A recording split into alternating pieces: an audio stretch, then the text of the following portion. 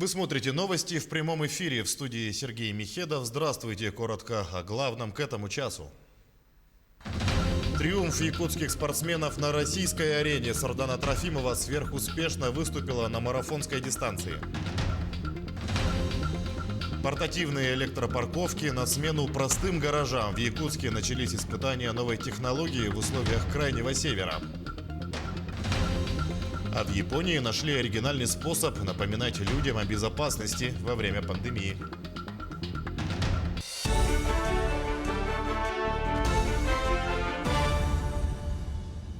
Якутянка Сардана Трофимова в 4-й раз стала чемпионкой России по марафону. Легкоатлетка вновь стала лучшей, обогнав всех сильнейших конкуренток в стране. С самого старта забега якутянка вышла в лидеры. На 35-м километре она увеличила отрыв на 3 минуты. Соперницы не могли ее догнать. Финишную черту она пересекла со временем 2 часа 27 минут и 8 секунд. Таким образом, Сардана Трофимова выполнила олимпийский норматив. Обалдеть. Это просто нечто. Это просто нечто. Это очень хороший результат. Один из главных якутских фанатов сейчас был. Да, флаг Якутии сразу, да, мы уже Конечно, говорили классика, о том, да, работают очень... Какая основная задача была на сегодняшний день? Все-таки выполнить норматив или выиграть? Выполнить норматив, потому что в московском марафоне мы норматив не засчитали. Поэтому главная задача была, конечно же, норматив. Я знала, что я готова на норматив и хотела улучшить свой результат на этом сезоне. Трасса очень классная вообще, очень бегучая, мне все очень понравилось. Болельщики тоже так за меня болели. Да, вы слышали, да, их поддержку на трибуне? У меня прям прилив сил, когда крят, там болеют. И не только которые на трибуне, еще болели за меня тех, которых я обгоняла по трассе. А сегодня была с вами группа поддержки, ездят ваши друзья, да? Да, они со мной везде, всюду. Порадовал и якутский боксер Василий Егоров. Он тоже в 4-й раз стал чемпионом России. Только по боксу. Турнир накануне завершился в Оренбурге. Спортсмен выступал в весовой категории до 52 килограммов. В финале соревнований он выиграл у 22-летнего Ахтема Закирова из Крыма со счетом 3-0. За победу в турнире Василию Егорову вручили 500 тысяч рублей и автомобиль. Свою победу спортсмен посвятил памяти покойного тренера Артура Пахомова.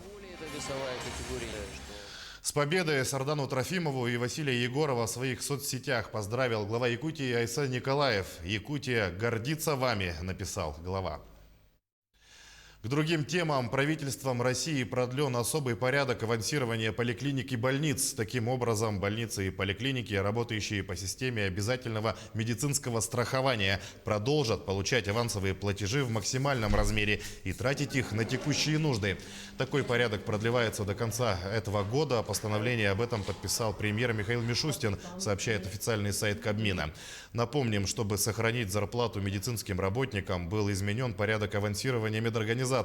С начала мая они получают платежи из фондов ОМС в размере до 100% среднемесячного финансирования, вне зависимости от объема оказанной помощи, и могут расходовать эти деньги на текущие нужды. Строительство онкологического диспансера в Якутске планируют завершить раньше намеченных сроков. Об этом сообщили на совещании у главы Якутии, где обсуждались вопросы возведения объектов здравоохранения. Так, в столице региона строятся 2 крупных объекта. Это Якутский республиканский онкологический диспансер на 210 коек, а также кардиологический диспансер. Кроме того, будет строиться 3-й крупный объект – Республиканский клинический инфекционный центр на 245 коек. Завершая совещание, Айсан Николаев подчеркнул, что все рассмотренные объекты должны быть построены в срок. От этого зависит формирование системы доступной медицинской помощи, что повысит качество жизни якутян. Далее об эпидситуации в регионе. 215 новых случаев COVID-19 выявили за минувшие сутки, из них 47 бессимптомных, сообщает Оперштаб. В Якутске заболели 113 человек, в Нерюнгринском районе 11, в Мирнинском 9, в Татинском районе 8 случаев, по 7 случаев в Алданском, Мигино-Кангаласском и Алекминском районах, в Горном и Усть-Алданском по 6 случаев, в остальных улусах от 1 до 5 заболевших. За сутки лаборатории республики провели более 3800 исследований на коронавирус. Тем временем в Японии нашли оригинальный способ напоминать людям о безопасности во время пандемии. Помощником магазина футбольного клуба Саресо Осака стал робот. Он не только поддерживает работу торговой точки, но и следит, не забывают ли посетители о маске и социальной дистанции. Робот контролирует соблюдение введенных ограничений, разговаривая с посетителями магазина. Если посетитель забывает надеть маску, робот может подойти и сказать: «Пожалуйста, наденьте маску». Или если дистанция между покупателями в очереди слишком мала, он может напомнить о соблюдении дистанции. Робот также может поговорить с посетителями и сопроводить их до места расположения товара. Для этого у него есть специальные сенсоры, позволяющие строить 3D-картинку местности. А в Якутске в скором времени портативные электропарковки могут прийти на смену простым гаражам. На базе автодорожного факультета СВФУ начали проводить испытания таких парковок в условиях Крайнего Севера. Что это за парковки и как они работают, в материале нашего корреспондента. Сегодня на экспериментальной площадке автодорожного факультета на электропарковке в блоках в форме канавязи стоят 4 легковых машин. Каждая из них накрыта специальным чехлом. Это часть модуля электропарковки. Модуль он состоит из каркаса, который обеспечивается воздушная прослойка и портативный гараж. В данном случае мы использовали производителя Сахатент, и нагревательным источником теплоты является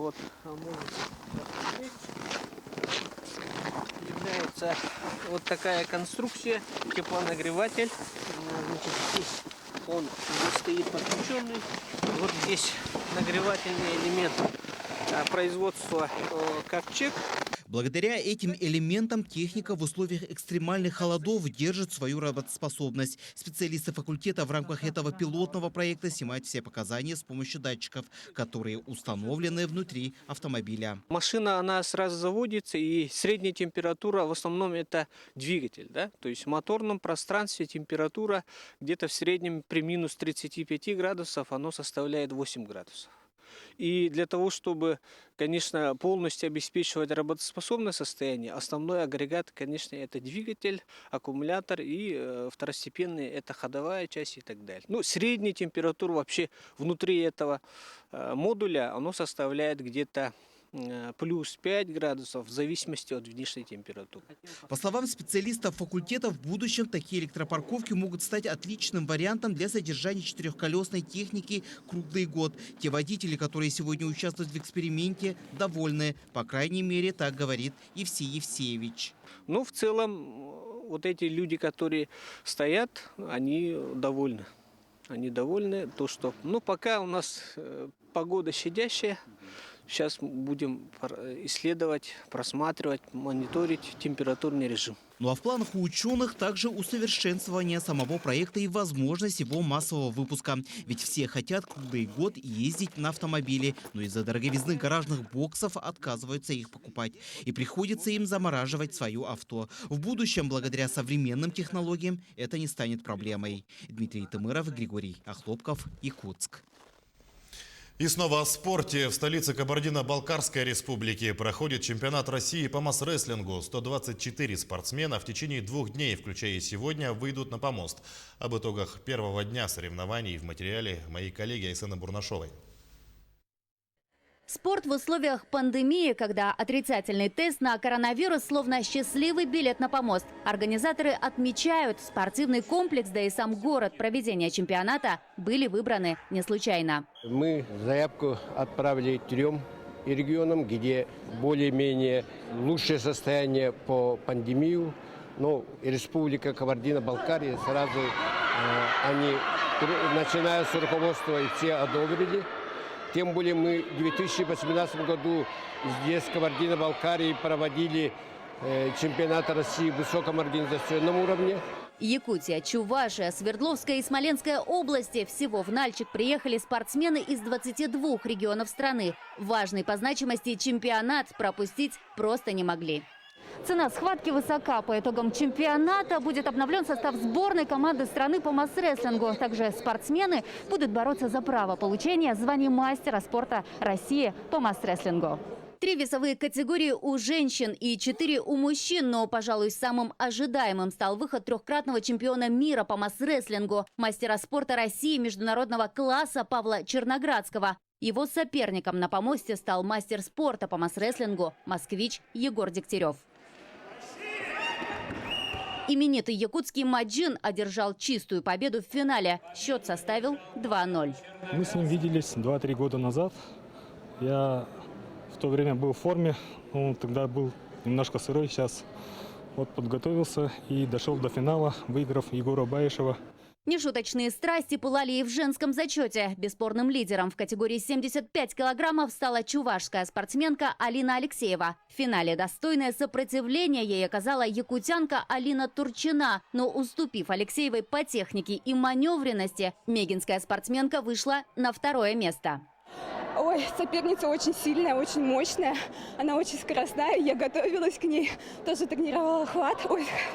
Тренировала скорость, старт. Выдалась очень затяжной, но я рада, что смогла занять.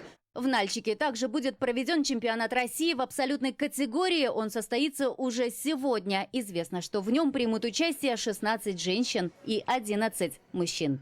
Мы очень соскучились как спортсмены, на самом деле, по масс-рестлингу за год. Это мой 9-й чемпионат России, который я выиграл. Состоится абсолютный чемпионат. Попробуем там побороться. Айсена Барнашова, Виктор Олесов, Нальчик, Кабардино-Балкарская республика. В эти минуты в Якутске завершается заключительный день игр Дэгына. В течение 2 дней 13 спортсменов боролись за звание сильнейшего. По итогам первого дня соревнований лидером был Егор Филиппов. С нами на связи находится наш корреспондент Дмитрий Тымыров. Дима, приветствую. Изменилась ли расстановка сил на играх Дэгына? Передаю тебе слово. Ну, Сергей, здравствуй. Как уже было сказано, по итогам первого дня, который проходил здесь, минувшим днем в спорткомплексе «Триумф», абсолютным фаворитом стал Егор Филиппов. Но также помимо него в тройку лидеров попали Алексей Уваровский и Николай Матананов. Ну а сегодня в эти минуты проводится второй день мероприятий соревнования. Они проходят по 4 видам спорта. Это стрельба из лука, хапсагай, бег на 800 метров и перетаскивание камня. По итогам 3 видов спорта лидером выбился Леонид Филиппов, представитель Амкинского улуса. В тройку лидеров также попали Артем Варданян и Егор Филиппов. Ну а сейчас за моей спиной вы можете посмотреть, как проходят итоговые соревнования, перетаскивание камня. Здесь на сегодняшнюю, в эти минуты лидером стали пока Егор Филиппов, он прошел 200 метров. Артем Варданян занимает второе место, 148 метров. Первое место, скорее всего, будет делить представитель Амкинского улуса и Намского улуса. 4-кратный победитель предыдущих игр Егор Филиппов, к сожалению, уступил своим соперникам сегодня во 2-м дне соревнований в национальном виде хапсагай. Поэтому он попал лишь в тройку лидеров, а за первое место, как я уже сказал, будут бороться 2 представителя. Это, скорее всего, Намский район Артем Варданян и представитель Амгинского улуса Леонид Филиппов. На этом у меня все. Более подробно мы расскажем, как проходили эти соревнования в условиях ограничительных мероприятий пандемии. Расскажем в следующих выпусках новостей. Дима, спасибо. Будем следить, чем закончится соревнование. А я напомню, Дмитрий Тымыров в прямом эфире рассказал о 2-м дне игр Дэгына. Наши корреспонденты продолжают следить за развитием событий. Берегите себя. Всего доброго и до свидания.